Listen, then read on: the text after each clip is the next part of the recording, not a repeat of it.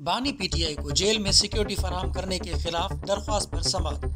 Lahore high court کا کہنا ہے کہ عمران خان پر پہلے بھی حملہ ہو چکا ہے، کسی بڑے حادثے کے متحمل نہیں ہو سکتے۔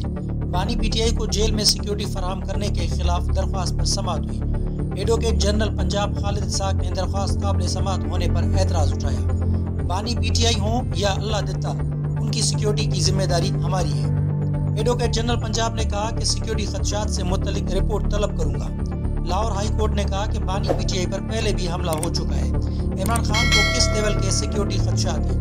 عدالت نے کہا کہ پہلے لیاقت علی خان اور پھر بے نظیر بھٹو کو شہید کر دیا گیا۔ اس موقع پر لاہور ہائی کورٹ کے چیف جسٹس نے ریمارکس دیے کہ ہم مزید بڑے کسی حادثے کے متحمل نہیں ہو سکتے۔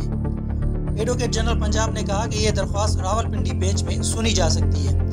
عدالت نے کارروائی 3 اپریل تک ملتوی کر دی۔